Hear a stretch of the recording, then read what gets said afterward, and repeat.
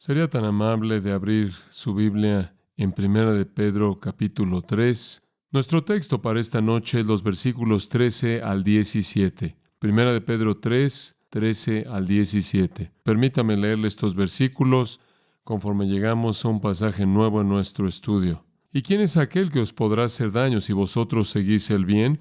Mas también si alguna cosa padecéis por causa de la justicia, bienaventurados sois.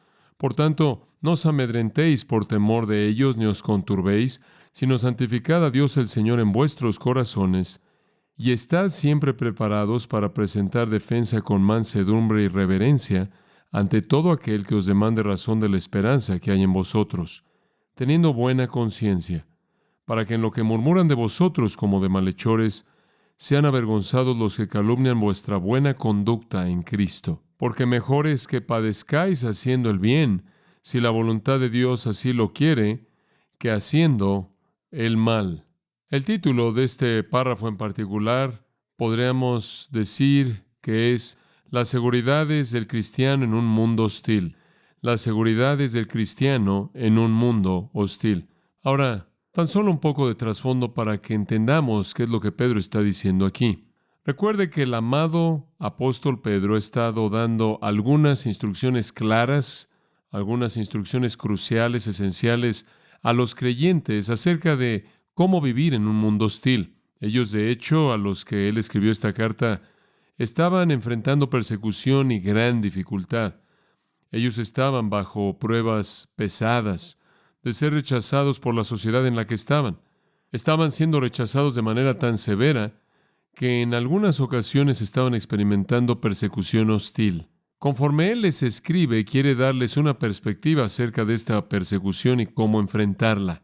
Realmente le ha tomado todo este tiempo, hasta el capítulo 3, versículo 13, para llegar a su tema principal. De hecho, en cierta manera, todo es preliminar hasta este versículo 13 del capítulo 3. En cierta manera es preparatorio o introductorio. Él comenzó, recordará, al identificar a los cristianos como los elegidos de Dios, redimidos por Jesucristo y después apartados para vivir una vida santa en medio de una sociedad impía.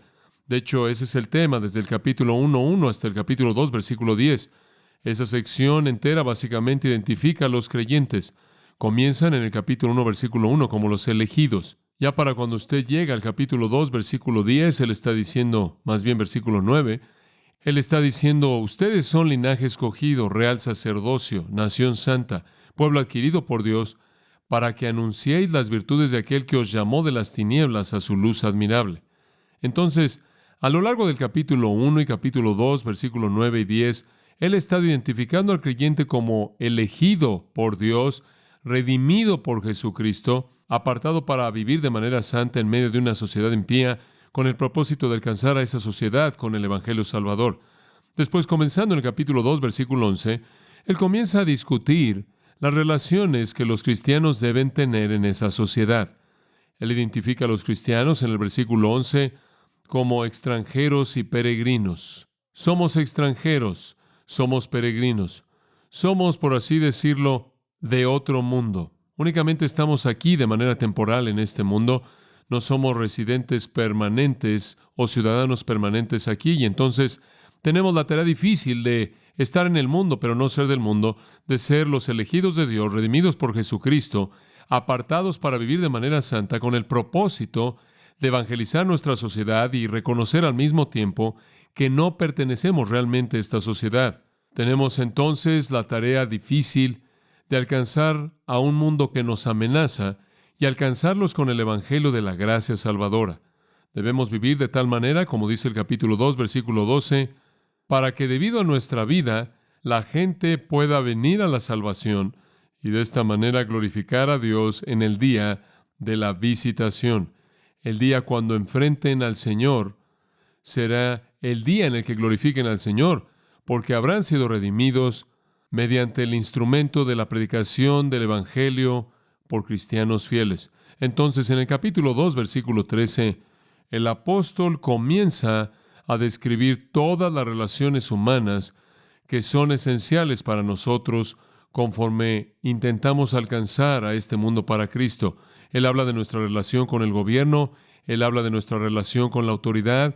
Él habla de nuestra relación con nuestro jefe. En el capítulo 3, versículo 1, Él habla de nuestra relación con nuestro cónyuge, marido con mujer, mujer con marido. Y a lo largo de esa sección entera, todo es evangelístico.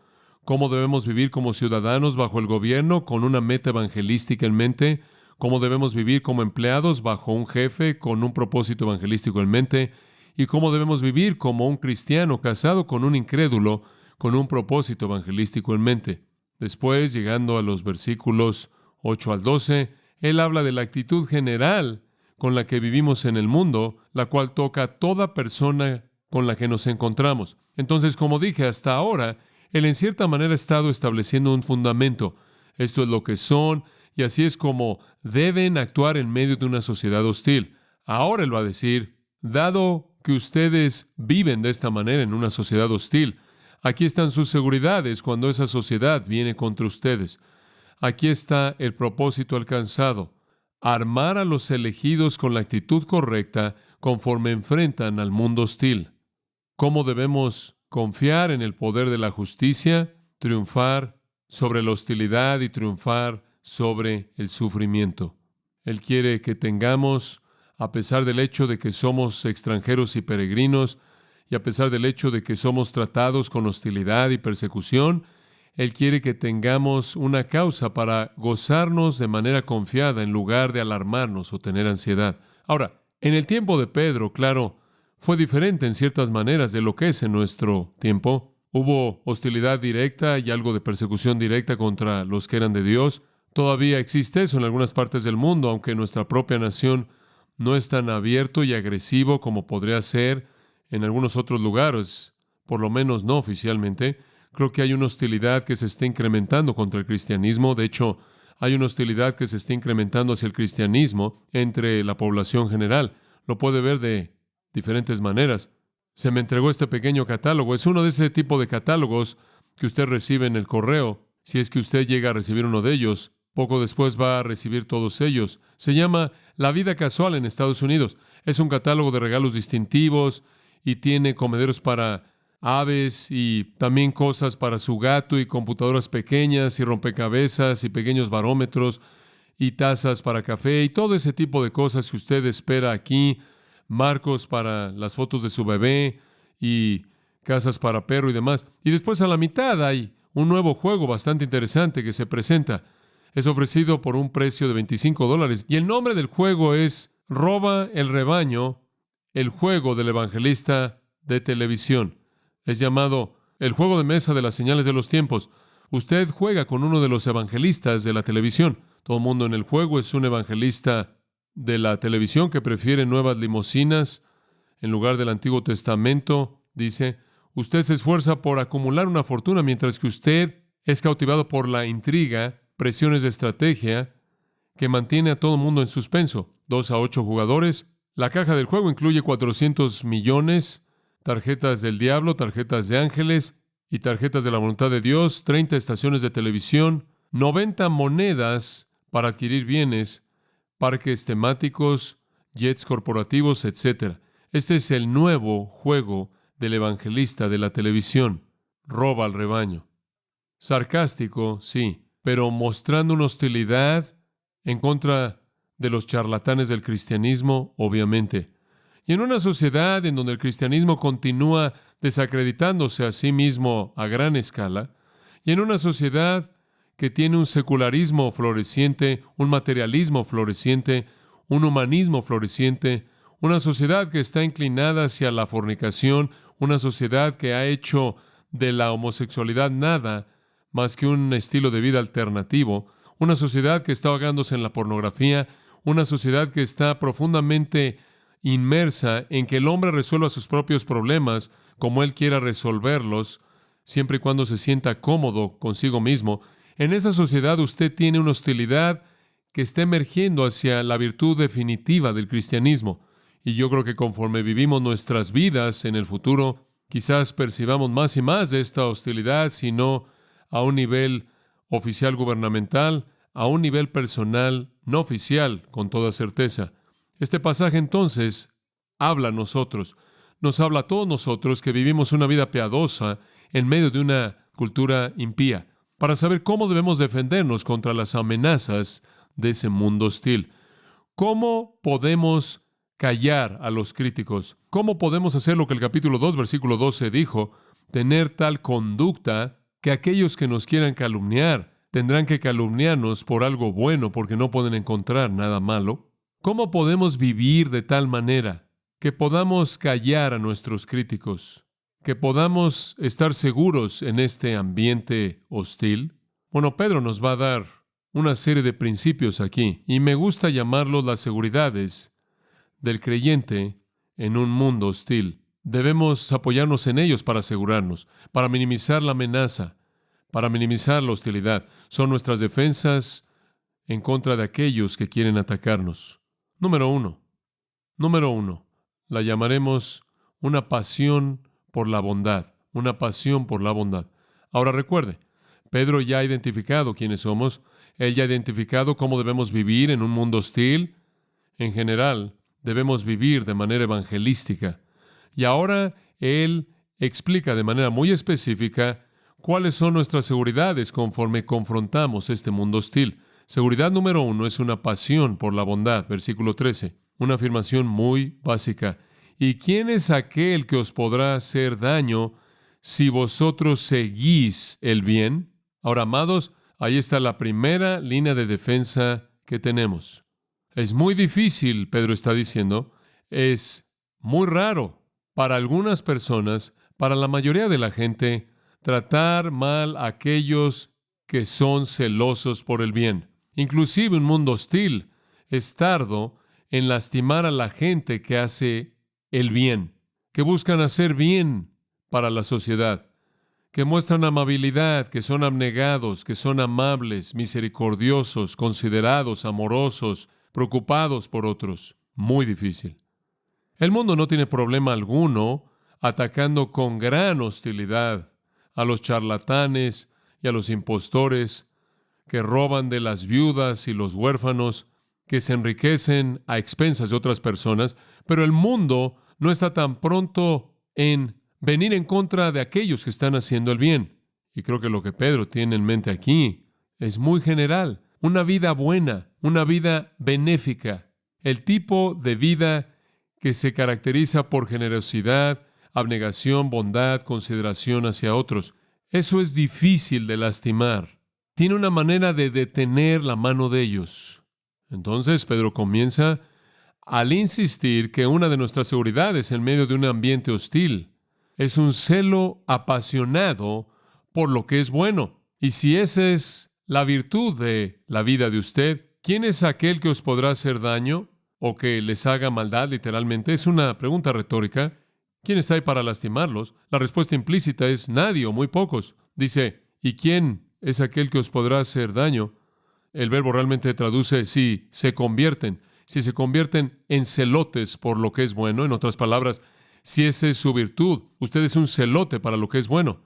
Ahora, ¿qué significa la palabra celote, celotai? Bueno, es una persona con una pasión, es una persona con gran pasión para alguna causa. Si usted estudia el trasfondo del Nuevo Testamento, usted sabe que durante el tiempo del Nuevo Testamento hubo un grupo de personas llamados los celotes. Eran los patriotas fanáticos en Israel y juraron liberar a Israel del dominio extranjero a costa de sus propias vidas, si era necesario. En otras palabras, estaban tan comprometidos con la liberación de Israel del poder extranjero que literalmente mataban, robaban, mentían, hacían trampa o inclusive entregaban sus propias vidas. Así de devotos eran. Hubo uno de ellos entre los 12 cuyo nombre fue Simón el Celote.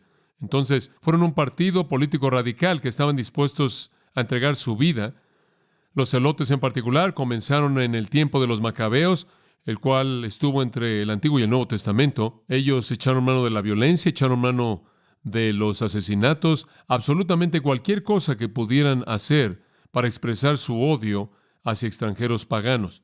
Aparentemente se convirtieron, debería decir, en una fuerza relativamente significativa en Palestina. En Hechos 21:38 menciona, entonces, ¿no eres el egipcio que hace algún tiempo agitó un tumulto y guió a los 4,000 hombres de los asesinos al desierto? Esa bien podría ser una referencia a los celotes, y entonces, por lo menos en esa referencia, hubieron tantos como 4,000 de ellos. Fueron hombres que estaban preparados para tomar su vida y jugarse la vida, sacrificar la comodidad, los bienes mundanos, en el ardor del amor por su nación. Entonces Pedro dice, sean un celote, nada más que sean un celote por aquello que es bueno. Tengan una pasión tal por la bondad, por la ternura, por la misericordia, por el amor, por la filantropía, que el mundo tenga mucha dificultad en perseguirlos. Sir John Seeley dijo en una ocasión, ningún corazón es puro que no es apasionado. Y Pedro está diciendo, deben ser apasionados por lo que es bueno, y eso produce una pureza de vida que es muy difícil de perseguir. Inclusive el mundo tiene dificultades en hacer eso. Como dije, es fácil para ellos perseguir a aquellos que hacen el mal. Es difícil perseguir a aquellos que hacen el bien. ¿Qué está diciendo Pedro? Enamórense de la bondad. Cuando se convierte en su deleite, cuando se convierte en su gozo, cuando se convierte en su meta, cuando las cosas equivocadas pierden su atractivo, cuando las cosas equivocadas pierden su poder para atraerlos y ustedes se convierten en alguien que está consumido con hacer lo que es bueno, al mundo le parecerá difícil perseguirlos, aunque el mundo es hostil. Ahora, ese simplemente es un principio general, y Pedro no nos va a dejar ahí. Esa simplemente es la primera seguridad que él quiere presentar. Pero también debe ser señalado rápidamente que en el versículo 14 él dice, mas también si alguna cosa padecéis por causa de la justicia, bienaventurados sois. Y la implicación aquí es que esta no es una promesa garantizada de que si usted hace el bien, usted no será perseguido. Simplemente hace que sea más difícil que usted sea perseguido. Debemos tener una pasión por hacer lo que es bueno. Jesús tuvo esa pasión. Jesús hizo el bien y solo el bien. Él es nuestro modelo. Sin embargo, Jesús mismo también en últimas fue matado por un mundo hostil. Pero el punto que Pedro quiere que nosotros entendamos es que nuestras vidas deben ser vividas en una manera que sea lo opuesto al escándalo. Nunca debemos ser objeto de escándalo. Debemos vivir las vidas que son impecables. Él no está garantizando que no sufriremos. Él simplemente está diciendo que es muy difícil que el mundo actúe de esa manera hacia nosotros si nuestras vidas son buenas. No tienen base real para la persecución, no tienen base real para el ataque, y eso tiende a detener su mano un poco. Entonces debemos vivir vidas que son celosas por lo que es bueno, celosas por lo que es honorable. Esa es nuestra primera seguridad. Observen nuestra segunda. El versículo 14, el cual acabo de leer hace un momento, nos la da. La segunda seguridad que tenemos es una flexibilidad en el sufrimiento. No solo una pasión por lo que es bueno, sino una flexibilidad en el sufrimiento.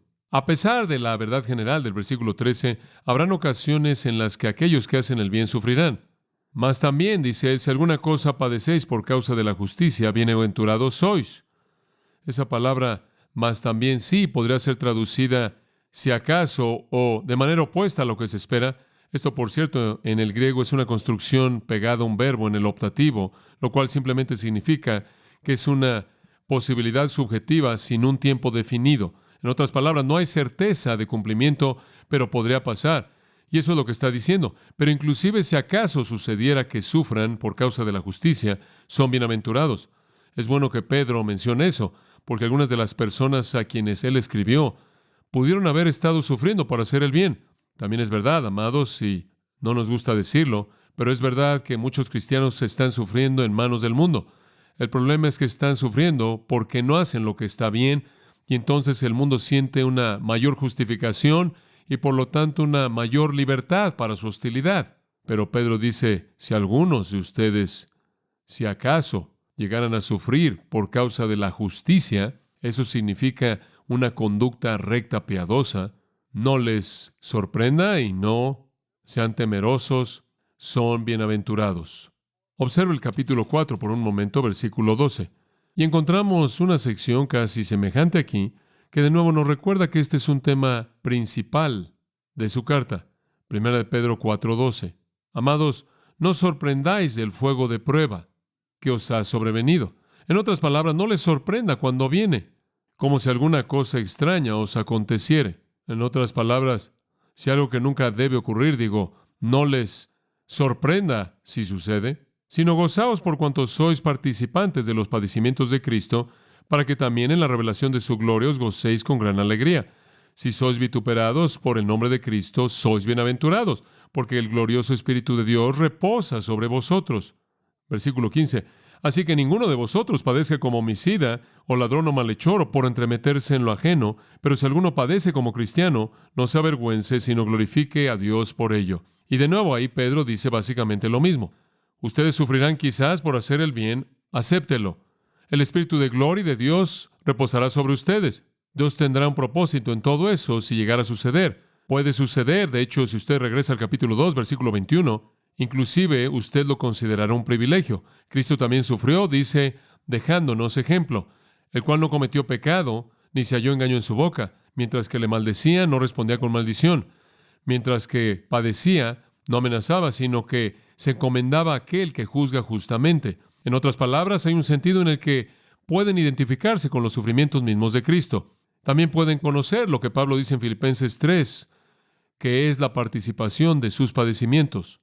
Entonces, primer punto, estamos seguros si tenemos una pasión por la bondad. Segundo punto, también debemos, en ocasiones, tener una flexibilidad en el sufrimiento, si es que viene. En otras palabras, tenemos que doblarnos con Él, tenemos que aceptarlo, tenemos que reconocer que Dios está trayéndolo o permitiéndolo para nuestra prueba, como el capítulo 4, versículo 12 dice, para perfeccionarnos.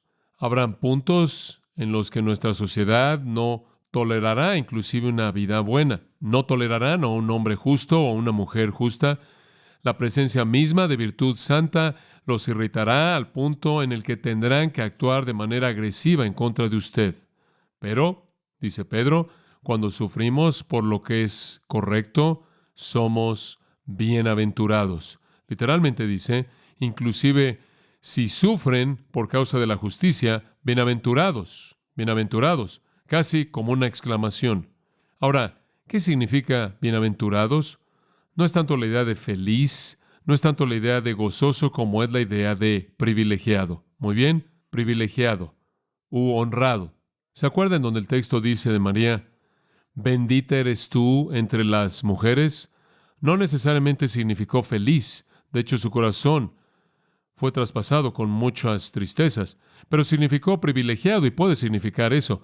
Significó honrado. Significó que ella fue el objeto de favor divino y de gracia divina y de bondad divina y de dispensación especial por parte de Dios que le concedió a ella para hacer una tarea especial y disfrutar de bondad especial de la mano de Dios. Y eso es exactamente lo que significa aquí. Aun si sufren por causa de la justicia, son privilegiados, son honrados. ¿Por qué? Porque usted puede unirse, por así decirlo, con los sufrimientos de Cristo. Usted puede participar en sus sufrimientos, como Filipenses 3:10 menciona. Observe por un momento Mateo capítulo 5, porque quizás es de esta enseñanza de nuestro Señor que Pedro basó su entendimiento de este pensamiento en particular. En Mateo 5:10, bienaventurados los que padecen persecución por causa de la justicia, porque de ellos es el reino de los cielos. Bienaventurados sois cuando por mi causa os vituperen y os persigan y digan toda clase de mal contra vosotros mintiendo. Gozaos y alegraos, porque vuestro galardón es grande en los cielos. Ahí está. ¿Por qué es usted privilegiado y por qué es usted honrado? Porque entre más sufre usted, mayor es la gloria y mayor la recompensa. Entonces, su primera línea de defensa contra un mundo hostil es un celo por la bondad, una pasión por lo que es bueno. La segunda es que cuando viene contra usted la hostilidad del mundo, usted es flexible en el sufrimiento. Usted se defiende a sí mismo simplemente al aceptar el sufrimiento como algo que está dentro de los propósitos de Dios, que hará que usted sea un individuo privilegiado al sufrir de esa manera y de esta manera disfrute de la bendición eterna que Dios aparta para aquellos que han sufrido de manera especial. Y no voy a tomar el tiempo en esta noche, pero creo que las grandes recompensas de la gloria serán dadas de manera proporcional a los creyentes en base al sufrimiento de ellos. Dios honrará a aquellos que sufran. Entonces usted es bendito, bienaventurado.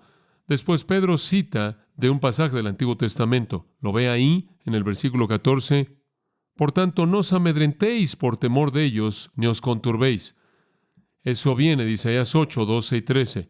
Permítame leerle lo que Isaías 8, 12 y 13 dice. No llaméis conspiración a todas las cosas que este pueblo llama conspiración, Ni temáis lo que ellos temen, ni tengáis miedo. A Jehová de los ejércitos, a Él santificad, sea Él vuestro temor y Él sea vuestro miedo. No deben temer lo que ellos temen. Ahora, en esa porción en particular, el contexto de la cita de Isaías es significativo. Acaz, rey de Judá, enfrentó una crisis debido a una invasión por parte del ejército asirio. Los reyes de Israel y Siria querían que Acaz se uniera a ellos en una alianza en contra de los asirios, pero Acaz se rehusó. Entonces, debido a que él se rehusó, Israel y Siria amenazaron con invadir a Judá. Tras bambalinas entonces, Acaz hizo una alianza con Asiria y el profeta Isaías le advirtió en contra de alianzas impías y lo instó a confiar en Dios únicamente para la liberación. Y él le dice, santificad a Jehová de los ejércitos mismo, a Él sea vuestro temor y Él sea vuestro miedo, y no temáis lo que ellos temen. En otras palabras, rey de Judá, no temas a los asirios como los sirios y el pueblo de Israel está temiendo el reino del norte. No temas el temor de ellos, teme al Señor y aparta al Señor, santifícalo. Eso está tras bambalinas en Isaías. Y aquí Pedro está citando eso y esencialmente está diciendo, no teman el temor de ellos, o como es traducido en algunas traducciones, no teman la intimidación de ellos. Podrá significar el temor que ellos están haciendo temer. En otras palabras, no teman como ellos están temiendo, como otros están temiendo, o no teman la intimidación de aquellos que los hacen temer. De cualquier manera, su significado es no teman, no tengan miedo, y después él dice, ni se conturben, no sean sacudidos, no sean molestados. Ahora, este es un versículo simple, con entendimiento simple. Él dice esto, si la persecución viene en contra de ustedes por causa de la justicia, son honrados, son privilegiados y Dios los recompensará en la eternidad. Entonces, no teman y no estén turbados. Enfréntenla con valentía. Esa es una flexibilidad en el sufrimiento. No hay razón por la que un creyente deba pensar en cualquier otra manera. Juan Bunyan, ustedes saben, cuando él estuvo en la cárcel de Bedford, estuvo encarcelado debido a la hostilidad de su sociedad. No quisieron que él predicara, entonces lo encerraron en la cárcel para que él no pudiera tener el lugar público de la predicación. Y esto es lo que él escribió, entre muchas cosas, claro, lo que él escribió ahí. Y él escribió estas palabras, esta prisión es muy dulce para mí, y lo ha sido desde que vine aquí, y también lo sería si me ahorcaran, si tú aparecieras entonces. Él lo consideró un privilegio sufrir y quizás inclusive morir porque lo llevaría a su Señor. Y entonces necesitamos que los cristianos tengan una flexibilidad en el sufrimiento. ¿Qué significa eso? Aceptarlo como una fuente de bendición y no hacer concesiones con el mundo. No dar marcha atrás, no tratar de eliminarlo al cambiar la teología que usted tiene. Como usted sabe, Martín Lutero estuvo ante aquellos que lo condenaban, el mundo hostil y religioso, y él dijo, no puedo negar lo que he hecho y dicho, no puedo.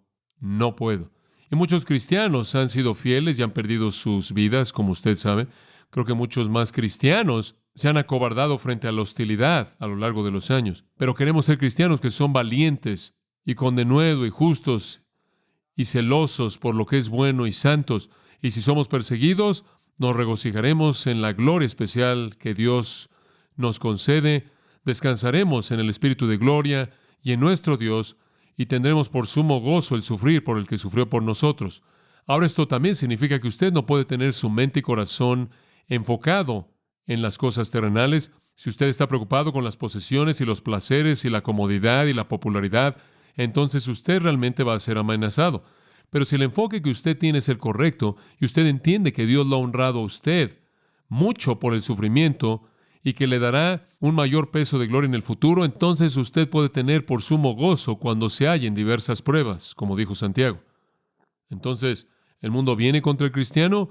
Su primera seguridad es una pasión por la bondad, lo cual hace que sea difícil para el mundo hacernos algo. Pero en caso de que lo hagan, la segunda línea de defensa es una flexibilidad en el sufrimiento, porque aunque podamos sufrir en manos de ellos, nunca pueden tocar nuestro tesoro verdadero, nunca pueden tocar nuestra relación con Dios, y el hecho de que sufrimos nos concede el Espíritu de gloria y de Dios que reposará sobre nosotros y un mayor peso de gloria en la eternidad que está por venir. Y ahora una tercera seguridad en un mundo hostil, llamémosla un lugar para Cristo, una pasión por bondad, una flexibilidad en el sufrimiento y un lugar para Cristo. Me encanta esto. Esto también es tomado de Isaías 8:13, como lo leí hace un momento. Sino santificad a Dios el Señor en vuestros corazones. Deténgase ahí. Santificad a Dios el Señor en vuestros corazones. En Isaías la palabra Dios es usada en lugar de Cristo. En algunas versiones es Cristo aquí. Y aquí el Espíritu de Dios reemplaza la palabra Dios con la palabra Cristo. Pero santificad a Cristo como Señor en sus corazones. Es lo que dice. Es al Señor a quien usted debe considerar como santo. Es al Señor a quien usted debe rendir respeto. Ahora, ¿qué significa eso? Significa que sin importar lo que usted enfrente, sin importar lo que lo ataque usted afirma en su corazón que Cristo es Señor. Estamos de regreso a lo que hablamos esta mañana. Usted está afirmando la soberanía del Señor. Usted está afirmándola. Al único al que realmente tengo que temer, al único al que realmente tengo que tenerle miedo es al Señor. No me molesta lo que los hombres me pueden hacer. Me molesta lo que Dios me puede hacer. Esa es la intención de Isaías 8, 12 y 13. Y esa es la intención de Pedro aquí también. Santificar significa venerar, significa adorar, significa por implicación exaltar, magnificar, darle lugar primordial a. Usted está reconociendo la majestad santa soberana de Cristo. Usted está diciendo, Él es el objeto de mi amor, Él es el objeto de mi lealtad, Él es aquel con quien estoy comprometido, Él es el objeto de mi asombro, Él es el objeto de mi reverencia, Él es el objeto de mi adoración. Reconozco su perfección, magnifico su gloria, exalto su grandeza, honro al Cristo viviente como mi Señor y por lo tanto me someto a mí mismo a Él y esto está en el plan de Él. Y no temeré, aceptaré lo que Él ha traído. Lo agradaré a Él con su misión leal. Esa es la idea. Esa es su tercera línea de defensa. Si vienen en contra de usted con hostilidad, aunque usted está haciendo el bien, y usted tiene que tener una flexibilidad en el sufrimiento, en el corazón de esa flexibilidad hay un lugar para Cristo, y ese lugar es el lugar prioritario. Usted afirma que yo veneraré, yo adoraré, yo exaltaré a Cristo como Señor. Yo reconozco que debo darle a Él una obediencia leal, con confianza, sumisa, porque esta hostilidad en contra de mí por parte de un mundo impío debe estar dentro de la voluntad de Él. De lo contrario, no estaría sucediendo. Es maravilloso vivir la vida de esa manera. Es como adornar la doctrina de Dios, como Pablo le dijo a Tito. Este es el cristiano quien, en su punto más profundo, en la parte más profunda de su ser, está totalmente comprometido con la gran realidad de que Jesucristo es Señor y lo honraré como Señor inclusive en mis sufrimientos. Él es Señor sobre mí, Él es Señor inclusive en mi dificultad. La sumisión leal, con confianza, le dará a usted valentía, denuedo, fortaleza, frente a una sociedad hostil. Lo va a asegurar a usted y usted sentirá esa seguridad. Después, dice Pedro, hay otra seguridad. Versículo 15. Y estad siempre preparados para presentar defensa con mansedumbre y reverencia ante todo el que os demande razón de la esperanza que hay en vosotros. Llamemos a la número 4, una preparación para responder. Una preparación para responder. El versículo 15 simplemente dice que cuando somos atacados por un mundo hostil, debemos ser capaces de hacer una defensa. Ahora, podría parecer al principio, conforme usted ve este pasaje en particular, que esta es una defensa formal. Cuando dice, estando siempre preparados para presentar defensa, usted toma la palabra defensa, apología, de la cual obtenemos una apologética o defensa de algo. Usted podría asumir que esta es una defensa formal en una corte en algún lugar. Y por cierto, es usada así en 2 de Timoteo 4:16. Pablo habla de su defensa formal en una situación de corte. También en Hechos 25:16. Pero usted tiene la misma palabra apología usada en Filipenses 1:16, aparentemente en un sentido informal, simplemente teniendo la capacidad de dar una defensa a cualquiera que le pregunte a usted, no solo un juez, un magistrado, gobernador o gobernante o alguien sentado formalmente en juicio en contra de usted. Además, la palabra siempre indica que no es solo mientras que usted está en algún juicio oficial, sino siempre, en toda situación. Usted debe estar listo para dar una defensa, no solo a un juez o magistrado, sino a todo el que os demande razón. Entonces, creo que esto es muy general aquí, formal en una corte o juicio informal. Usted debe hacer una defensa, dar un discurso de defensa. ¿Y de qué es? Es una defensa a todo el que os demande razón de la esperanza que hay en vosotros. ¿Qué es eso? Esto es muy simple. Eso es la fe cristiana. La esperanza que hay en vosotros es la fe cristiana. Simplemente es otra manera de identificar la fe cristiana. En otras palabras, usted debe tener la capacidad de dar una explicación racional y defensa del por qué es usted un cristiano. Eso es todo. Eso es todo. La fe cristiana o la esperanza cristiana realmente son sinónimas. Pedro ha estado hablando de nuestra esperanza. Capítulo 1 dice, siendo renacidos para una esperanza viva mediante la resurrección de Jesucristo de los muertos. Y ahí esa esperanza viva es equivalente a nuestra fe viviente o vivir nuestra vida cristiana. A Pedro le encanta la palabra esperanza, por cierto. Él la usa de nuevo en el capítulo 1, versículo 21. Él habla del hecho de que nuestra fe y esperanza están en Dios. Si tuviéramos tiempo, podríamos escarbar en mayor profundidad en este concepto de la esperanza cristiana como una definición de nuestra fe cristiana, pero es suficiente decir que, de hecho, eso es lo que es. Y si usted quiere algún trasfondo de eso, regrese a las notas de la cinta en el primer capítulo, cuando explicamos una esperanza viva, y usted encontrará ahí que esa esperanza viva es una calidad de vida perpetua, que es lo mismo que la vida eterna o la vida cristiana o la vida de fe. Entonces, él simplemente está diciendo, tengan la capacidad de defender su cristianismo, tengan la capacidad de decirle a la gente por qué creen lo que creen, entiendan por qué creen lo que creen y después tengan la capacidad de expresarlo. Y después él añade en el versículo 15, con mansedumbre y reverencia. Debe haber una ternura y una amabilidad o gracia en nuestro espíritu. La palabra mansedumbre, de hecho es la palabra para mansedumbre o humildad. Poder bajo control es una manera en la que pensamos acerca de esa palabra. Y después la palabra reverencia, de manera apropiada, es la palabra, de hecho, para temor.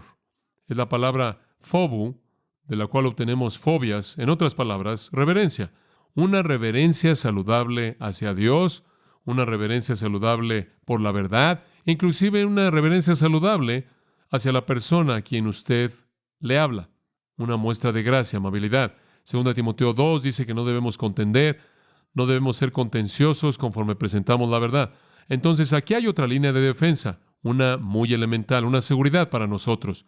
Y eso es que podemos de manera apropiada, cuidadosa, pensada de manera clara, razonable, bíblica, darle a toda persona que nos pide una razón clara por la que somos cristianos. Eso es parte de nuestra seguridad. Dice usted, ¿en qué sentido? Le voy a decir en qué sentido. Usted no puede hacer eso de manera racional y usted no lo puede entender de manera completa y clara y expresarlo, y usted se mete en la hostilidad, persecución y en un ataque contra usted. Adivine quién se va a desmoronar. Usted, porque si usted no puede expresarlo de tal manera que sea entendido por alguien más, usted puede tener dificultad al recordarse a sí mismo la suficiente información como para convencerse a sí mismo de que usted verdaderamente es un cristiano, y usted puede caer en duda.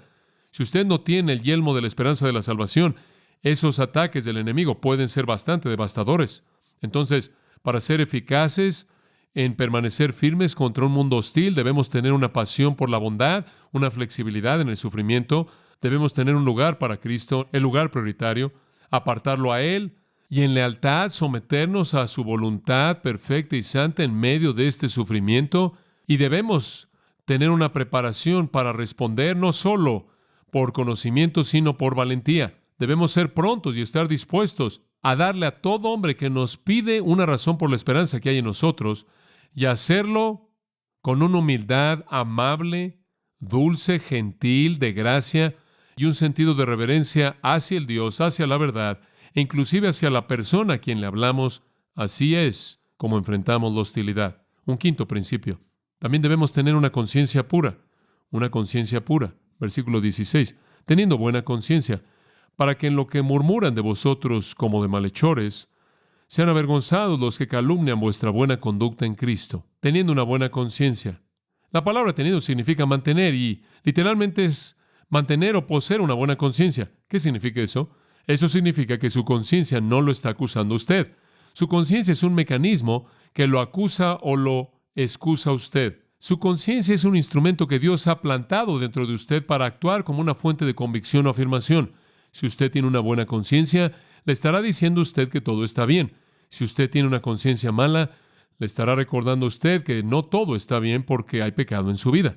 Y lo que Pedro está diciendo es, vivan con una conciencia limpia, una conciencia que no los condena, para que cuando ustedes enfrenten crítica, cuando enfrenten hostilidad, cuando enfrenten persecución, no sientan culpabilidad alguna.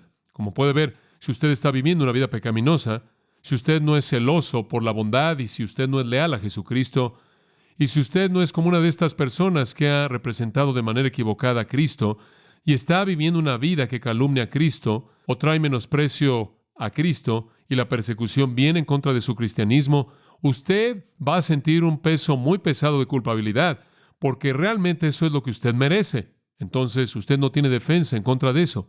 Pero si su conciencia está limpia, entonces usted no está ansioso, usted no está turbado. La gente siempre me dice, ¿sabes una cosa? Te critican mucho, eso es verdad, y te atacan mucho, eso es verdad, y dicen, bueno, ¿cómo respondes a eso? Y yo digo, mi primera respuesta siempre es igual. Veo mi corazón para ver si la crítica es válida, y si al ver mi corazón puedo decir que tengo una conciencia limpia, entonces no tengo ansiedad, porque no hay nada ahí que me está convenciendo de pecado, y no me trae dolor, no me trae problemas, porque no puede producir culpabilidad alguna. Si por otro lado soy acusado de hacer algo y de alguna manera soy perseguido por alguien y veo mi corazón y digo, sí, esa es una acusación válida. Entonces la culpabilidad se incrementa dentro de mí, no tengo seguridad contra esa crítica. Entonces debo mantener una conciencia limpia, porque una conciencia contaminada no puede estar cómoda, una conciencia contaminada no puede resistir el ataque de la hostilidad. Debemos mantener nuestra conciencia limpia. ¿Y cómo sucede eso? La conciencia simplemente responde a lo que sabe que es verdad en nosotros. Si la conciencia sabe que estamos en pecado, nos va a acusar. Si la conciencia sabe que estamos viviendo en obediencia, nos afirmará. Es esa pequeña voz en el interior, usted sabe, de la cual Pablo habló con tanta frecuencia y decía, mi conciencia está limpia, mi conciencia está limpia, yo no he ofendido a nadie. Es esa pequeña voz que dice, tu vida está bien, o que dice, tu vida está mal. Y si la hostilidad viene y la persecución viene, y usted sabe que su vida está bien, y usted sabe que usted es fiel, y ha apartado a Cristo en su vida como Señor, y está siguiendo en su misión leal a Él, y está usted buscando lo que es bueno, y usted está buscando la santidad para glorificarlo, sin importar qué hostilidad venga, hay paz, y usted tiene una defensa en medio de un mundo hostil. Entonces Él dice, si su conciencia está limpia, entonces en aquello en lo que son calumniados, no tendrán culpabilidad. Y aquellos que calumnian su buena conducta en Cristo serán avergonzados, porque será una acusación falsa. Esa es la idea. Es lo mismo que Él dijo en el 2:12. Cuando los calumnien, asegúrense de que los calumnien por lo que es bueno. Por cierto, esa palabra murmuran es una palabra griega interesante, catalaleo. Es una palabra onomatopéyica. Esto es, se oye como su significado. Es catalaleo. Bla, bla, bla, bla, bla. La hemos visto en otras ocasiones. Es una palabra que habla de abuso verbal, calumnia verbal. La palabra calumnia significa amenazar, abusar, insultar, maltratar. Y Él dice, si llega a pasar que tienen una conciencia limpia, pueden decir, está bien, la vergüenza es para ellos, no para mí. Deben estar avergonzados si están acusando de manera falsa. Como puede ver usted, lo que hace que el mundo se sienta tan bueno en sí mismo y tan correcto en condenar el cristianismo es venir en contra de alguien que ha escandalizado la fe cristiana. Al mundo le encanta eso. Les encanta hacer eso porque los hace sentir justos, porque verdaderamente hay un escándalo ahí.